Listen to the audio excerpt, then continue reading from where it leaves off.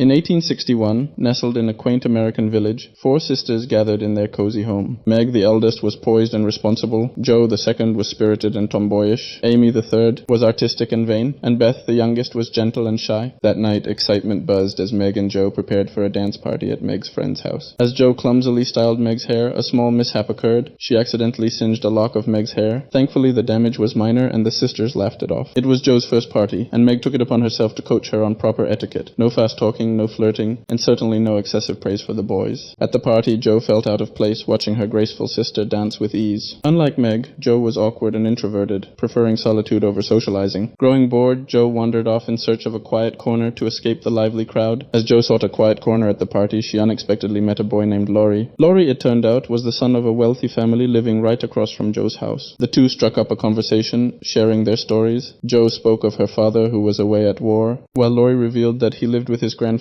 after losing both his parents. Their chat was interrupted when Laurie invited Jo to dance. Shy but intrigued, Jo agreed, and they found a secluded spot away from the bustling crowd. Their peaceful dance was soon interrupted by Meg calling from a window, explaining that she had sprained her leg and couldn't walk home. Laurie, moved by sympathy, offered to escort both sisters back. Upon arriving home, Jo's mother, Marmee, warmly welcomed Laurie as she tended to Meg's injury. Laurie was touched by the genuine warmth and familial love he felt in Jo's home, something he had long missed. As days turned into weeks, Christmas arrived, bringing with it a sense of hope and dreams. On Christmas morning, the sisters gathered to share their aspirations. Meg dreamed of becoming an actress, Jo longed to be a writer, and Amy aspired to be a famous singer. Beth, ever humble, had simpler dreams, content with the love and harmony of her family. Beth's simple dream was to play the piano every day to entertain her sisters and mother. Her heartfelt wish moved her sisters, and they embraced her warmly. An hour later, their mother, Marmee, arrived home. She shared that she had visited the Hummel family, whose father was also at war. The Hummels hadn't eaten since the previous day, and their children huddled together for warmth.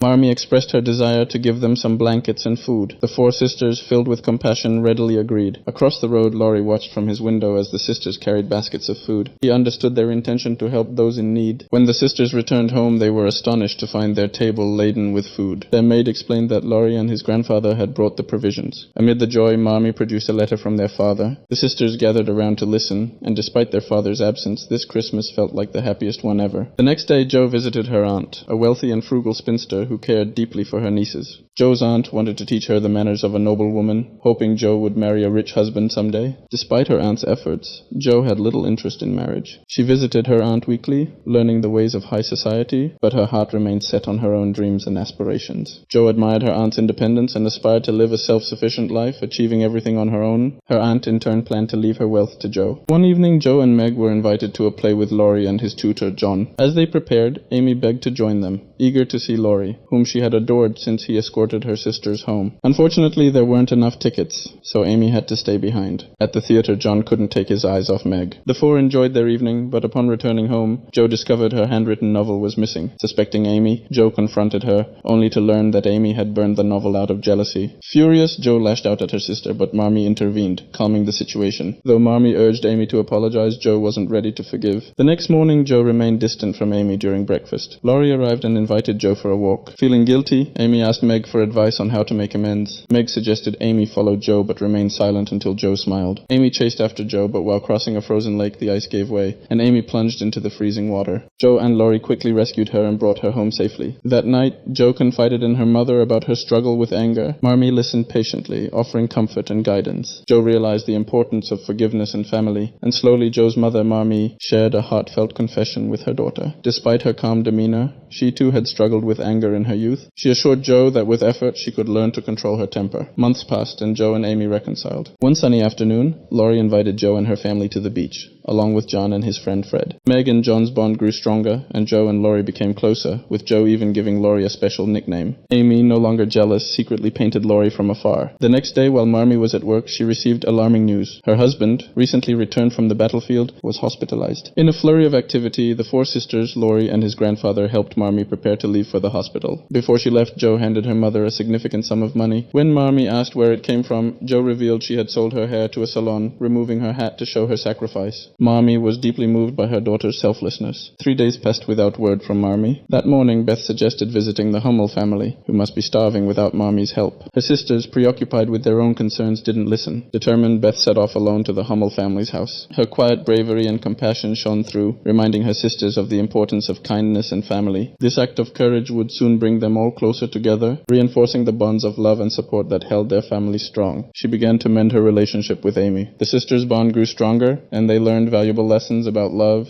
patience, and understanding. Before heading to the Hummel family's home, Beth made a stop at Laurie's house. She presented a pair of shoes to Laurie's grandfather as a token of gratitude for his constant support. After her visit to the Hummels, Beth returned home to a delightful surprise: a piano. Laurie's grandfather had gifted it to her in appreciation for her thoughtful present. Along with the piano came a heartfelt letter, stating that Beth's gift meant more to him than the piano ever could. Overwhelmed with emotion, Beth rushed to thank the old man, who revealed that she reminded him of his late daughter. During their conversation, Laurie's grandfather noticed that Beth was running a fever. That night, a doctor examined her and diagnosed her with the flu. He warned that if not treated promptly, Beth's condition could become life-threatening. The doctor also explained that the flu was highly contagious, especially to those who had never contracted it before. Consequently, Beth needed to be quarantined, and Amy, who had never had the flu, was sent to stay with their aunt. 2 days later, Amy was still at her aunt's house. While painting, her aunt observed her and noticed Amy's graceful demeanor. This period of separation was challenging for the sisters, but it also brought them closer together in spirit. They learned the value of patience, care, and the deep bonds that held their family together, even in times of hardship. Her aunt then asked Amy if she would like to replace Jo in visiting her every week. She believed that Amy, with her elegance, was more suited to be a noblewoman and her successor compared to the tomboyish Jo. If Amy agreed to be a good girl, her aunt promised to secure her future. Innocent and eager, Amy smiled and happily agreed. Meanwhile, Beth's condition worsened, and her sisters, unsure of how to care for her, decided to call their mother home. Hours later, Mommy arrived. With her gentle touch, she took control of the situation, staying up late into the night to care for Beth. The next morning, Jo woke up in a panic, unable to find Beth in her bed. She rushed downstairs calling for her mother, only to find Beth there, fully recovered. Overjoyed, Jo hugged her beloved sister tightly. Months passed, and Christmas arrived once again. This year, the celebration was different. Laurie's grandfather joined them, adding to the warmth and joy of the holiday. The family gathered, grateful for their blessings and the love that bound them together. This Christmas, filled with laughter and togetherness, was even more special than the last, as they cherished the moments they shared. Jo's desire to be an independent woman, successful in her own right, was unwavering. For her, Laurie was like a brother, nothing more. Laurie's heart shattered at her rejection.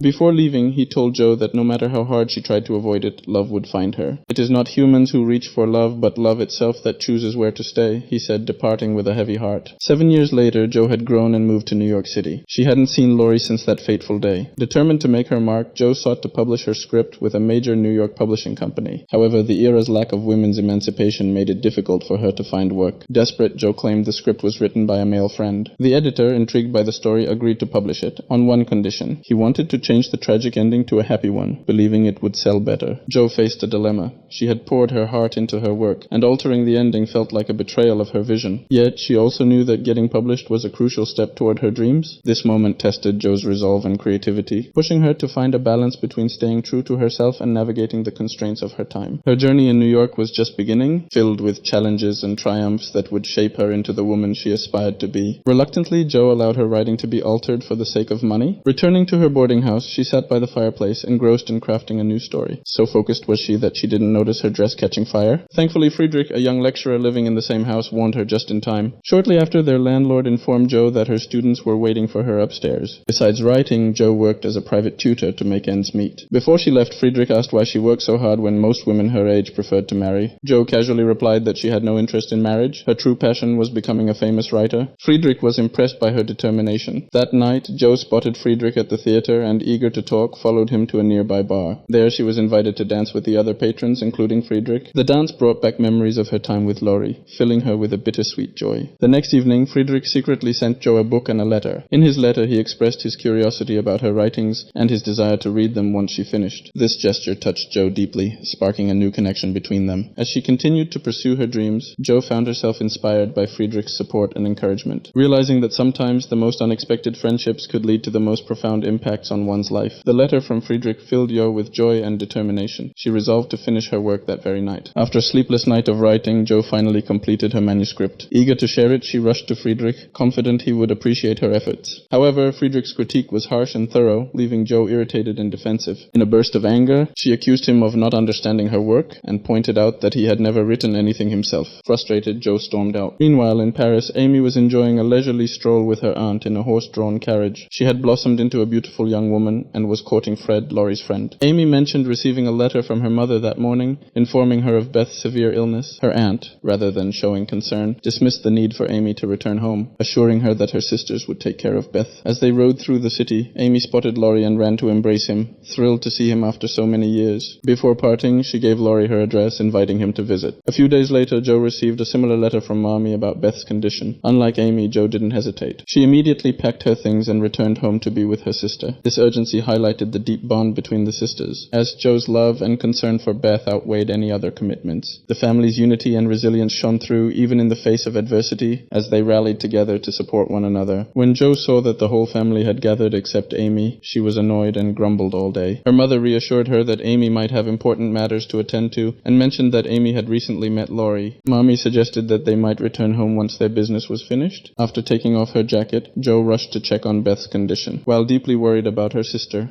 Jo couldn't help but think about Marmy's words. She felt a pang of jealousy that Amy had seen Laurie after all these years, not her. Jo longed to meet him again and mend her past mistakes. That night, John was puzzled to find his savings depleted. Meg confessed that she had spent the money on new clothes for herself and the children, driven by jealousy when she saw her friends shopping. She apologized, but John's silence made her feel even guiltier. Her confession left John disappointed, highlighting the strain of financial pressures on their relationship. Meanwhile, in France, Laurie visited Amy while she was managing her paintings. He asked when she planned to exhibit her work. Amy admitted she had stopped painting, believing her art wasn't good enough. She was simply waiting for Fred to propose so they could marry. During their conversation, Laurie was captivated by Amy's beauty, finding her even more enchanting than when they were younger. This unexpected reunion stirred complex emotions in both of them, setting the stage for future decisions and revelations. In the midst of their conversation, Amy spotted Fred approaching from the window. Before welcoming him, she nervously asked Laurie how she looked. With a warm smile, Laurie assured her that she was stunning. Days passed, and during another meeting, Laurie asked Amy to paint him. As she worked, Laurie noticed an old painting of himself.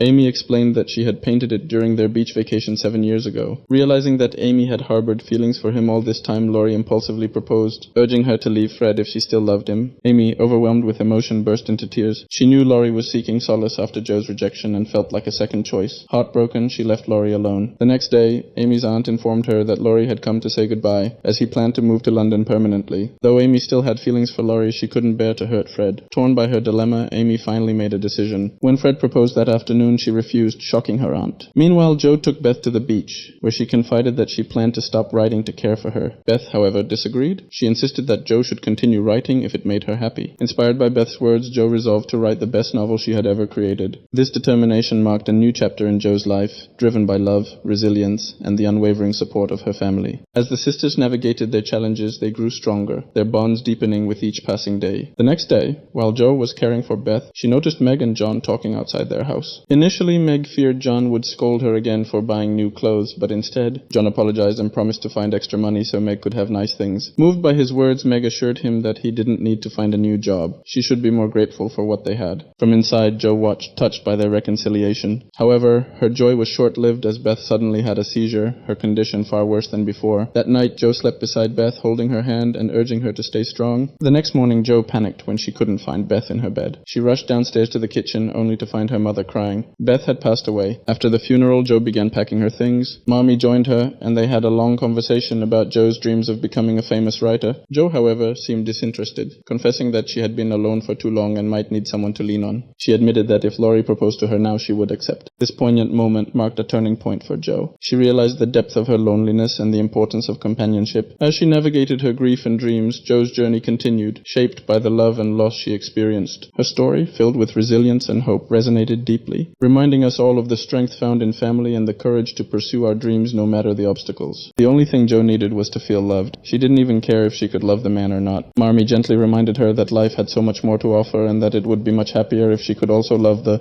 man. Jo couldn't find the words to respond. Meanwhile, Amy was preparing to return home when Laurie suddenly appeared. Crying, Amy apologized for not coming earlier to see Beth. She invited Laurie to come home with her, but he refused, having promised himself to stay away from her. Amy Amy then revealed that she had refused Fred's proposal the day before. Overjoyed, Laurie kissed her and proposed on the spot. That evening, Laurie and Amy arrived at Joe's home. Laurie woke Joe, who smiled and hugged him, but her smile faded when Laurie announced that he and Amy had just married. He recounted their journey and decision to marry on the way home. Shocked, Joe went outside to clear her mind. There she found Laurie's grandfather, who explained that he couldn't bear to go inside. Since meeting Beth, he had considered her his granddaughter, and her passing had broken his heart. Joe, moved by his sorrow, held his hand and assured him that she would be his friend too. That night, Joe couldn't sleep. She kept thinking about Beth's last wish. Even though her writing couldn't save Beth, Joe was determined to honor her sister's memory. With renewed resolve, she began writing her best novel yet, driven by love, loss, and the promise she made to Beth. This new chapter in Joe's life was filled with hope and determination as she poured her heart into her work, knowing that her sister's spirit would always be with her. For days, Joe wrote tirelessly, pouring her heart and soul into her novel. Finally, it was finished.